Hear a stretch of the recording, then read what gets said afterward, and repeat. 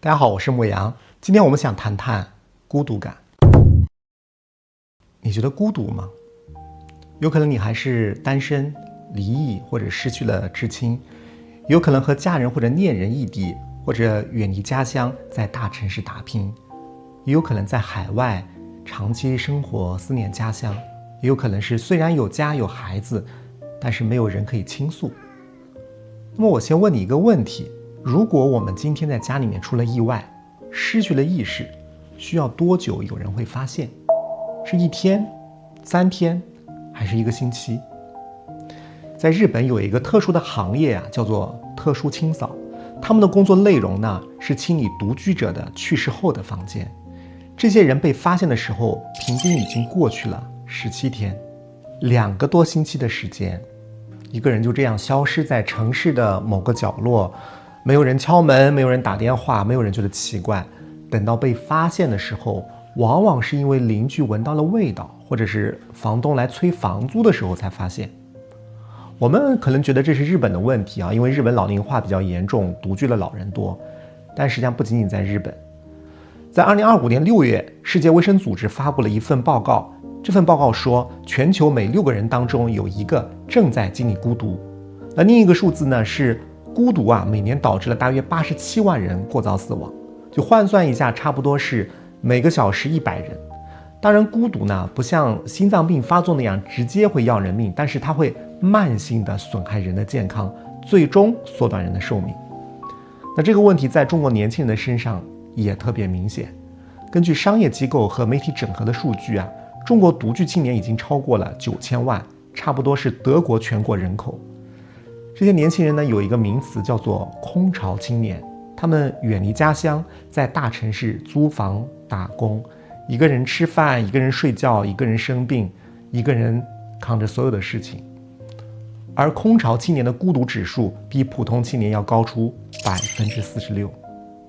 还有个现象叫做隐形独居，就是虽然大家在合租但是跟室友之间是没有交流的，就大家共享一个房子、一个客厅、一个卫生间，但是人和人间的关系真的比陌生人还要淡。那么调查显示，大约18.6%的年轻人处于这种状态。也就是说，我们住在一个几百万人的城市当中，我们的楼上楼下、左邻右居都住满了人。我们每天在地铁里面被几百号人挤来挤去，我们的手机里面有各种社交软件，我们随时可以和任何人联系。但是大家仍然觉得很孤独。那有一些朋友会说，我身边有人我不是独居。但实际上很多时候，孤独的人身边并非是没有人陪的。日本有位男性叫做石井裕一，他生活在东京，拥有30多个老婆，100多个孩子。你说这不是重婚吗？他不是跟很多人结婚，而是他开了一家公司，叫做 Family Romance 家庭浪漫有限公司。这个公司做的事情呢，我们中国人可能觉得有一点超前叫出租亲情。就只要你花钱，石井裕一可以扮演任何人的亲人。在他的职业生涯当中，最长的一个单子呢，是扮演一位单亲妈妈女儿的父亲。这个单子他干了整整8年时间。小女孩呢，从几岁开始就以为石井是她那个因为工作忙碌长期出差的亲生父亲。每隔一段时间，石井呢就会以父亲的形象出现在她家，带女孩去游乐园，陪她吃晚饭，甚至这个女孩被同学欺负的时候，他像父亲一样去这个学校找老师理论。所以这8年时间真的建立起感情，小女孩就把他当做自己的爸爸，很崇拜，很依恋。石井裕一呢也觉得自己真的喜欢上这个女儿了。但是每当到了约定的时间，比方说晚上8点，合同履行完了，就必须要找个借口离开，比方说爸爸要去工作啦，下次再回来看你们。他走出这个温暖的家门，家里面当然是烧着饭菜很香但是马上就不得不离开。他从一个好爸爸的身份、体贴的丈夫的身份，马上就回到了东京冰冷的街头。他成了那个叫石井裕一的单身汉。石井裕一在接受大西洋月刊采访的过程中，他就说他说有的时候我在家里面看电视，我会忽然分不清这个现在的我是真的我，还是我在扮演的那个石井裕一是真的我。因为他在白天，他在前前后后和数百个家庭都建立这种亲情和陪伴，但这一切都是构建在金钱交易之上的。而到了晚上回到家，面对四堵白墙，这种很大的差异感比没有过陪伴还要可怕。这个听完市井鱼意的故事，我不知道有没有同感，从某种程度上其实有点像现在的我们，就是我们在朋友圈当中扮演一个热爱生活的人，我们在公司群里面扮演一个情绪稳定的员工，我们回家过年的时候扮演一个事业有成的子女，我们的手机里面有成百上千的好友，我们每天点赞评论转发，我们看起来连接了很多很多的人。但是当我们把手机放下，我们把电视关掉，你会发现那种巨大的无声的孤独感就像潮水一样涌上来。为什么我们明明拥有了人类历史上最方便的通讯工具，却成为了人类历史上几乎是最孤独的一代人？如果说孤独是一种病的话，那它的天机到底是什么？接下来我们开始尝试破译孤独的天机。首先我想纠正很多人一个误区特别一些长辈或者是一些大大咧咧的朋友，如果你跟他说我觉得好孤独的时候，他们通常会说，哎呀，你就是太闲了嘛，你就是矫情，或者你想点开心的事情不就好了吗？并非如此。科学告诉我们，孤独根本上不仅仅只是一种情绪，它也是一种实实在在的生理性疼痛。在2003年，加州大学洛杉矶分校的神经学家 Eisenberger 做了一个非常著名的实验，发表在 Science 科学杂志上面。这个实验很简单，研究员找一群志愿者，让他们躺在核磁共振机器里面玩一个叫电脑传球游戏。一开始呢，电脑屏幕上有3个小人，让志愿者控制其中一个，另外2个由电脑控制，大家呢就互相传球，玩得很开心。但是随着实验开始研究人员就悄悄修改程序，让那2个电脑控制的小人，他们开始2个人互相传球，最后就不把球扔给我们控制的小人了无论你怎么按这些按键，你就是不给我们球，就相当于我们被另外2个小人给排挤了。那这个时候呢 fMRI 扫描仪呢就记录下了志愿者的大脑的活动。当志愿者感到被排挤被忽视的时候，我们大脑当中有个叫做前扣带回的区域，它被激活了。前扣带回在大脑当中主要负责处理2件事情，第一呢是负责监控冲突，第二就是负责处理生理疼痛。比方说腿被打痛了，手被火烧了，痛觉的信号就是传在这个区域的。但我们的大脑在演化的过程中，它为了能够节能很偷懒，它没有为我们说社交上的这种痛苦进化出一种新的神经回路，它就直接调用了生理疼痛的回路。也就是说，比方说我们发消息给在乎的人，对方就是不回你消息。我们在聚会上面说了一句话，忽然全场冷场了。或者说我们一个人在海外过春节，看着国内的烟花，有的时候很思念亲人或者故乡的时候，真的不仅仅是大脑只是感到难过，因为它在生理层面上前扣带回，它会确认我们感受到的痛苦。就这种痛苦跟你不小心你走路把脚趾撞到了这个桌角的那种疼痛，在神经机制上面是完全一样的。那为什么人类要进化出这种机制？为什么要让我们因为孤独而感到痛苦呢？这就必须要回到几万年前的非洲大草原。对于我们的祖先智人来说，独自一个人不意味着自由，它往往意味着危险。在猛兽横行的时代如果一个智人落单了，想独自活过3天都很难。比方说一个人如果被部落排挤，踢出了山洞，那外面可能是有剑齿虎的，或者是冻死或者饿死。所以进化论呢，给人类的基因当中就留下了印记，社交链接本身是等于生存的。为了强迫人类保持在群体当中，大脑的进化出了一套警报系统，就只要人类稍微有一点脱离群体，大脑就会释放疼痛信号，就是我们刚刚说的孤独感。就像那个手碰到火星一样，你会痛吗？就逼迫人赶紧要缩手，回到人群当中去你可能赶紧讨好首领，或者赶紧去修复关系。也就是说，如果我们感到孤独，是因为我们的大脑机能很正常，因为我们的祖先就是那些最懂得合作、最懂得抱团的人，他才能够延续下来，它是人类的生理本能。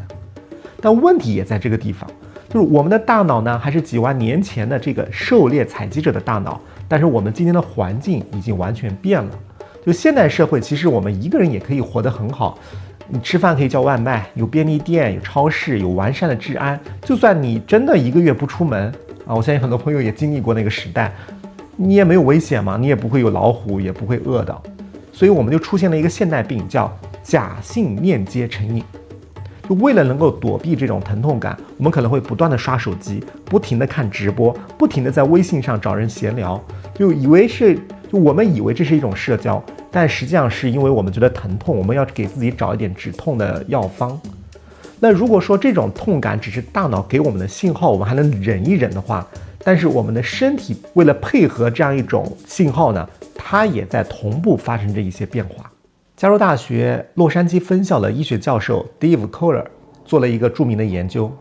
他发表在基因组的生物学上面，他就发现呢，长期感到孤独的人啊，体内的白细胞和基因表达发生了一些奇怪的偏移，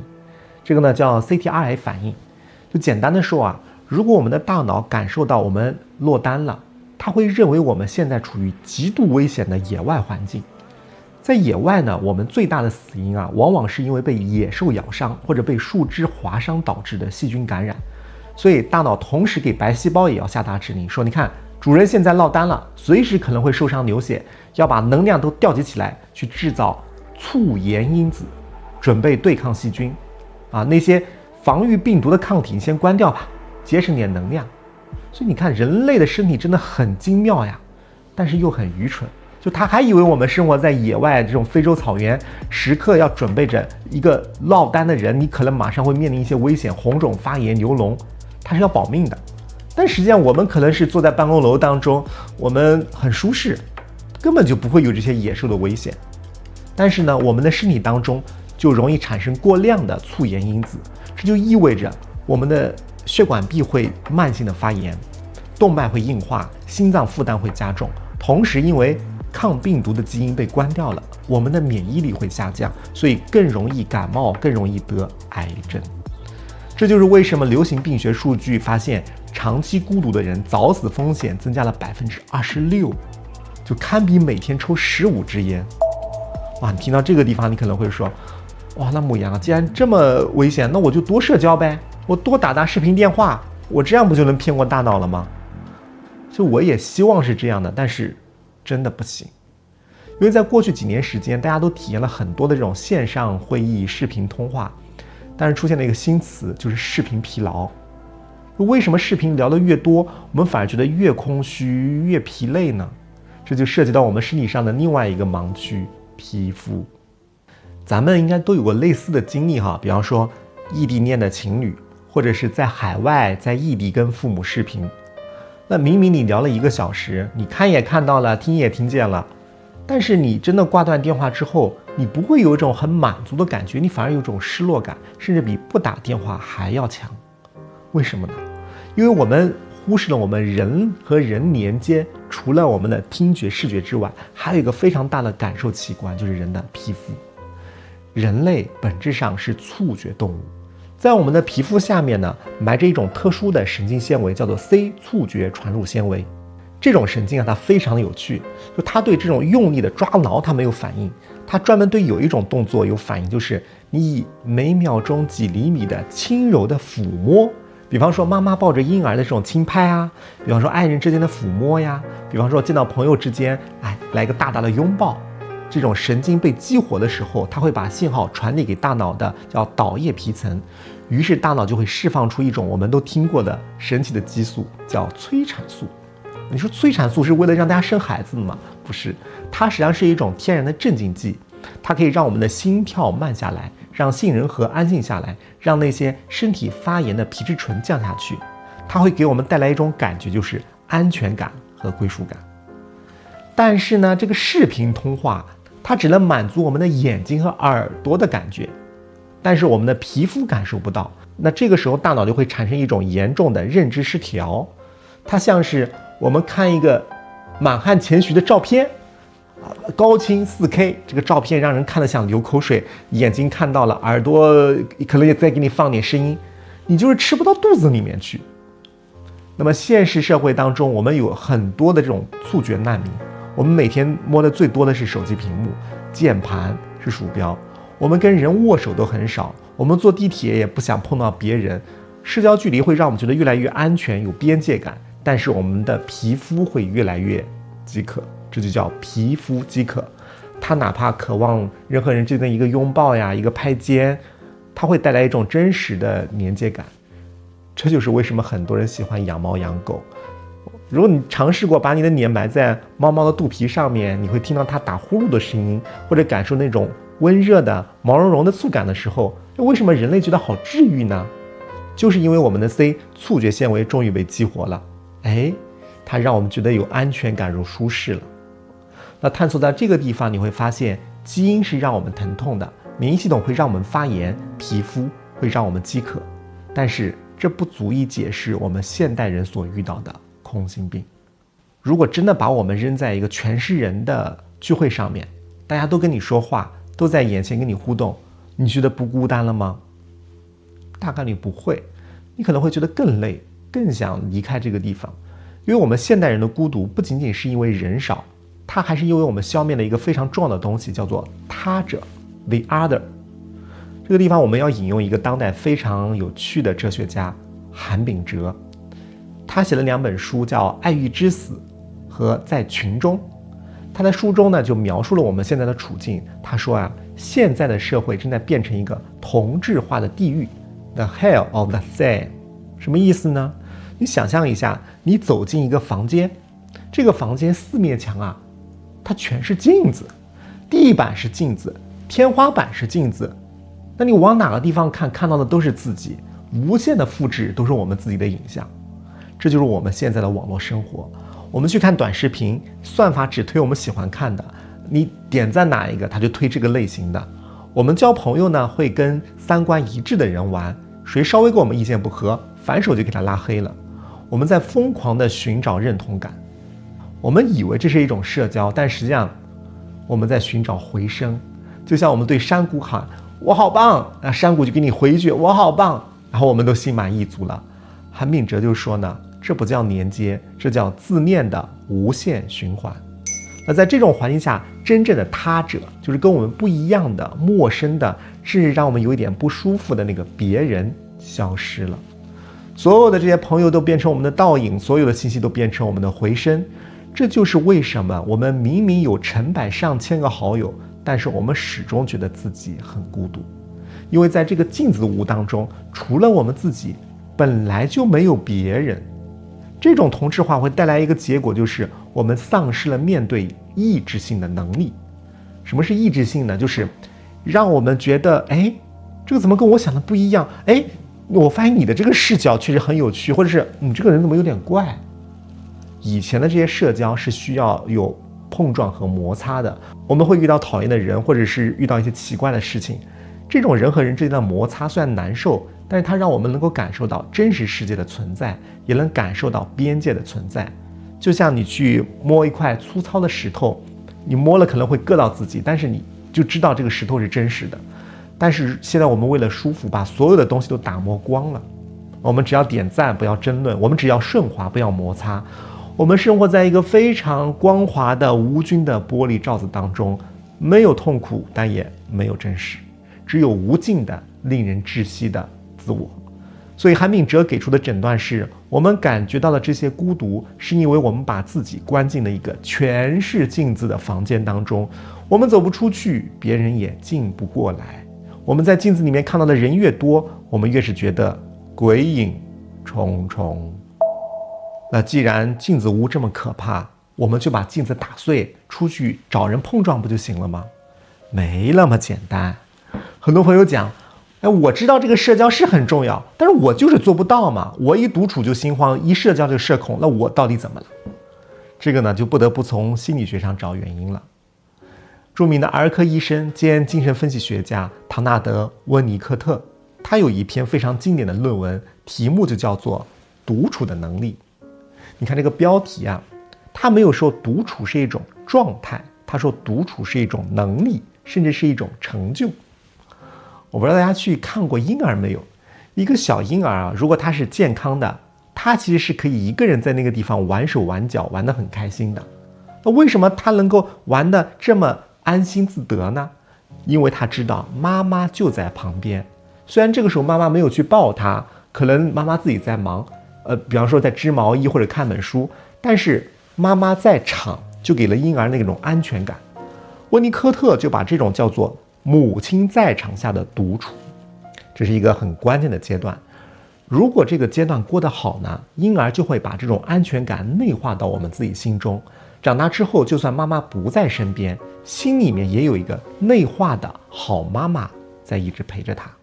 所以一个心理健康成年人的独处实际上不是一个人的，他的心里住着一个可以安抚他的客体。当他一个人的时候，他也可以自己和自己玩，自己安抚自己，觉得内心呢是充盈的。但是呢，现代人的问题在哪里呢？很多人这个内化过程没有完成，或者是破碎的。有可能呢是我们小的时候父母总是忽视我们，或者说是总是过度的入侵我们，不给我们独处的空间，导致我们的内心当中没有那个安抚者。所以当我们一个人独处的时候，我们感觉到的不是宁静，而是死一般的空虚和恐惧。我们就像那个没有看到妈妈的婴儿，瞬间可能就嚎啕大哭。这也回应到我们之前有一期节目讲内在原因，就很多观众会私信说，跟随牧羊你的这个练习之后，我真的看到一个婴儿很孤独，他看到之后就开始悲伤哭泣。这实际上是那个婴儿终于第一次被看见的感觉。这就是为什么我们现在很喜欢疯狂的刷手机，或者疯狂在网上找人聊天，其实是就像一个孩子一样，他在找奶嘴。我们没有办法去忍受内心的那种空洞感，我们不得不去从外面找一些东西来填补内心。你可能找一个点赞呀，找一个回复啊，抓一段声音，但有可能我们内心当中还是那个惊慌失措的婴儿嘛，因为没有好妈妈在旁边，我们还是没有修出那种独处的能力，我们一直心里面在流浪，因为心里面没有家。那么在这个世界上，曾经有一个人，他在没有任何心理学辅导的情况下，有一个比地狱还惨的地方，他就把这种独处的能力修到了极致。这个人呢，就是王阳明。公元1508年，当时的王阳明36岁，因为得罪了大太监刘瑾，他被扒了裤子打了40廷杖，屁股都打烂了，最后被流放到了贵州龙场。那个时候的龙场不是现在的旅游景点，那到处都是荒蛮之地，原始森林，毒蛇猛兽，瘴气弥漫，话都讲不通啊，因为语言听不懂。王阳明到了那个地方，他原来是一个富家公子哥呀，那真是叫天天不应，叫地地不灵，没有朋友，没有书看，不像我们现在还能上网有手机，对吧？连住的房子都不像样，那怎么办呢？他就自己动手，他采石搭了个窝，那个形状跟棺材差不多，他自己就称它叫石椁，就天天躺在这个石棺里面。这要是换了我们现在人，这种环境下叫做感官剥夺加社会性死亡，很多人扛不住，很快可能就真的疯了。但是王阳明在那个石棺当中完成了一次人类历史上非常伟大的心理重建，就是既然外面没有人理我，既然环境我改变不了，那行，老子不求了，我不求你皇帝把我招回来，我不求朋友来看我，我也不求这个地方能变好。他把所有向外的这些能量全部收回来，开始在心里面和自己对话。他实际上就在做温尼科特之前说的那个叫做重建内化的课题。他在石棺当中可能就一遍一遍地问自己，如果没有荣华富贵，如果没有朋友弟子，如果明天就要死掉了，我还剩下什么呢？结果就在那个雷雨交加的晚上顿悟了，这就是著名的龙场悟道。他悟到了哪些呢？8个字，叫圣人之道，悟性自足。翻译成我们现在的话就是，我不缺爱，我也不缺认可，我也不缺安全感，这些东西我出生下来全都自带。我以前太傻呀，我守着个金山到外面讨饭吃，求别人夸我，求别人爱我。王阳明就向我们展示了一种独处的最高境界。独处就像宇宙给我们发的一种 VIP 的内观体验券，就像平时我们在全是镜子这些房间当中，我们可能戴着面具，忙着表演，忙着看别人的脸色。只有当我们彻底在一个人的时候，镜子都被打破的时候，我们才有可能像王阳明一样去面对那个真实的赤裸裸的自己。那王阳明的这个事情，我觉得也证明了一件事情，就是人是可以自己安抚自己的，人是可以成为自己母亲的，自己是可以成为自己的圣人的。当我们修出了这种悟性自足的能力，我们就不需要在外界去找那个奶嘴，到处找好妈妈了，因为这个时候的独处不再是寂寞 loneliness， 而是圆满。王阳明的心学其实还有个更古老的源头，是禅宗。当然王阳明自己可能他不愿意承认啊，说我是正统儒学，但是在学术界其实是有共识的，就是阳明心学当中是有大量禅宗的痕迹，尤其是那个核心的洞见叫向内求，心即理，和禅宗的修行呢实际上是高度重合的。那禅宗当中有一部非常重要的经典就是《金刚经》，里面有一句话很多人听过，叫因无所住而生其心。这个话的意思是说，住呢是一种执着、停留、抓取的意思，无所住就是我不再执着于任何东西，生其心就是让心自然的运作，合起来就是我不要让我的心执着在任何一个固定的东西上，让它保持流动、开放和自由。那这个和孤独有什么关系呢？我们想想哈，其实孤独的痛苦从哪里来呢？它来自于一些执念，比方说我应该被人喜欢，我就应该是有朋友在人身边，我就不应该一个人，如果没有人陪我，就觉得自己可能是社交很失败的，有可能觉得孤独是可怕的，我必须逃避它。这些执念就是住。当我们住在这些我必须被接纳的事情上的时候，每一次事实和我理想中的样子不一样的话，都会让我们难受，这样每一刻的独处都会让我们焦虑。而禅宗认为这些念头不是真相，它是我们心编造的故事，它像云一样飘过来，如果我们不抓住它们，它们也会像云一样的飘走。痛苦的来源不是念头本身，而是对念头的执着。所以无所住不是说我们不要有念头，不能有念头，我们当然会有很多个念头，因为这是我们大脑正常的功能。无所住只是说我们不要被念头控制，我们可以看着念头来，又看着念头走，不跟随着它，不被它带偏。有一个很著名的禅宗比喻叫做烦恼即菩提。那表面上看烦恼是坏东西，菩提是好东西啊，菩提是觉悟的意思，它们是相互独立的。但是禅宗就认为不对，这个烦恼本身就是觉悟的材料呀，因为我有烦恼，我们才有机会看清楚自己的心是怎么运作的，我们才有机会觉醒。所以禅宗一直强调要在红尘当中修，不要跑到深山老林。如果换到孤独的语境当中，那么孤独就不是我们的敌人，而是我们的老师。他在告诉我们，如果我们的心执着在什么东西上的话，我们呢会有哪些信念在制造痛苦。如果我们只想逃避孤独，消灭孤独，我们会反而失去了这次天启。当然无论是阳明心学还是禅宗啊，它主打一个悟，这个对我们普通人来说，有的时候觉得听着很好，怎么落地呢？还是觉得有点虚。那我觉得现在的认知行为疗法就是 CBT 啊，是经过验证疗愈孤独效果比较好的一种心理流派。它呢既有心学和禅宗的智慧，又呢易于执行，我觉得可以给大家分享一下。这里面有几个关键招式。第一招呢叫做夺回叙事权。我们前面说了，就是那个 DMN 叫默认模式网络，特别容易给我们加戏。比方说他会把一个人待着这个事情解释成我好惨，我没有人喜欢。这种叙事就是让我们痛苦的根源。那现在我们可以用 CBT 的技巧强制的改写这个剧本。比方说我今天就一个人，哪怕是过春节，我在出租屋里面吃泡面，我们的大脑就开始逼逼了。哎呀，我真惨呀，我都30岁了，我也没有女朋友，没有男朋友啊，这个连一个约的人也没有，我活得觉得好失败呀。这个时候我们就不要顺着他想，我们要立刻马上用我们的绝招介入他。我们把台词给改一改，说这个不是我惨，这个是老子的天王老子皇帝时间呀，今天全世界都把时间还给我了，我也不用陪客户嬉皮笑脸，我也不用迁就什么对象口味，我也不用听老板的废话。我吃这个泡面想加辣就加辣，我想西多辣参就加参，这是我自由嘛。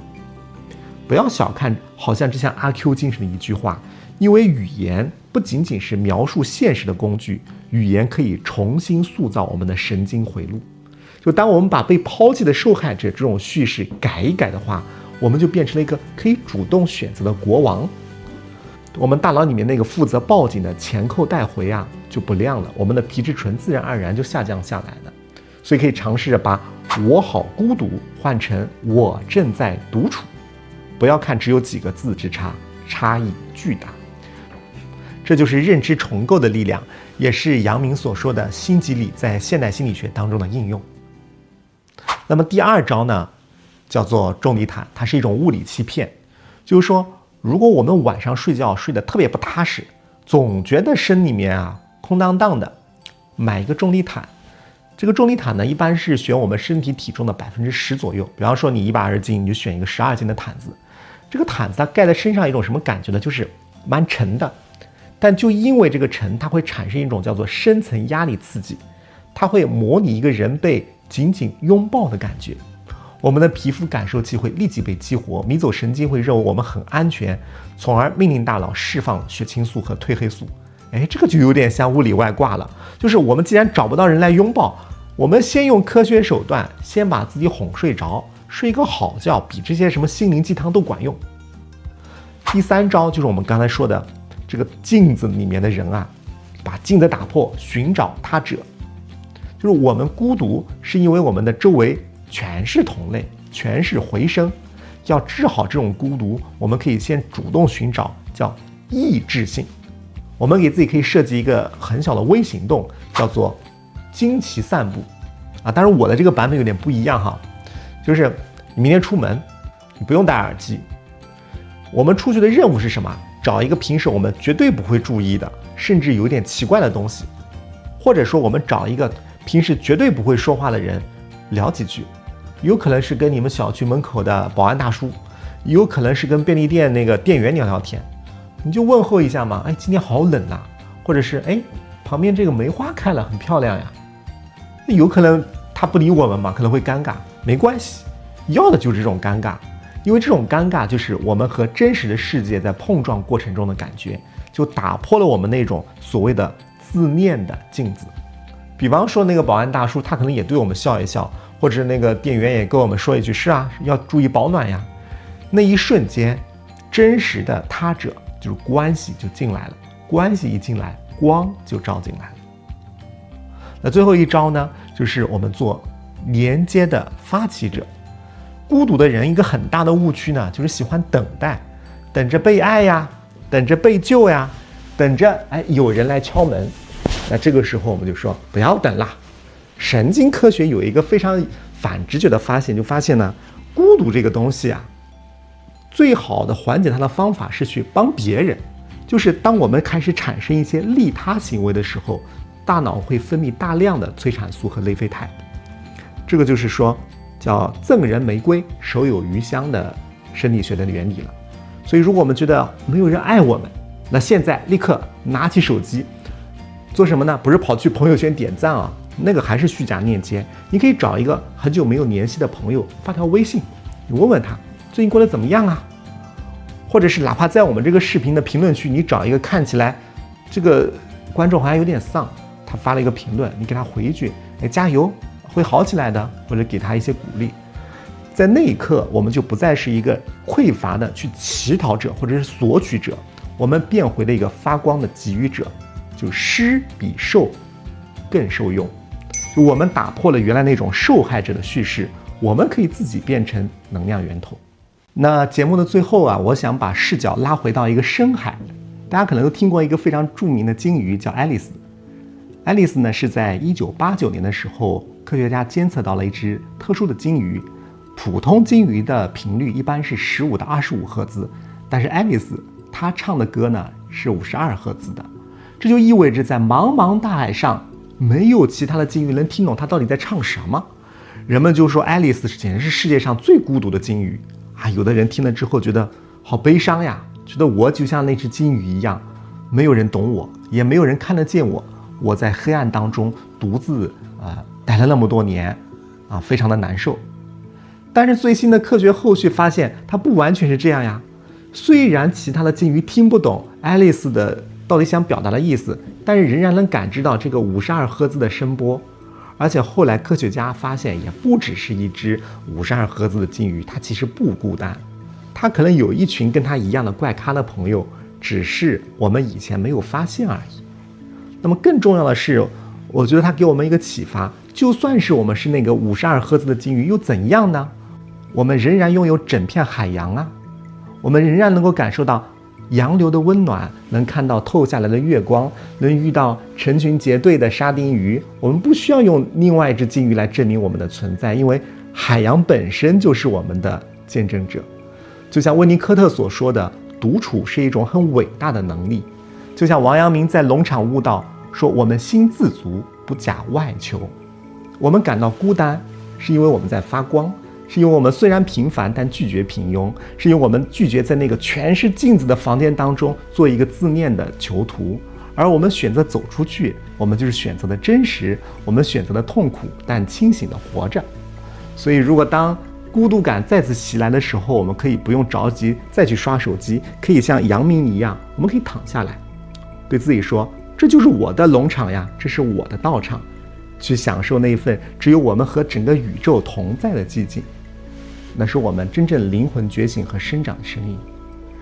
我是牧羊，如果今晚的视频给了我们哪怕一点点的力量，可以把它分享给那个可能有一点孤独难熬的朋友，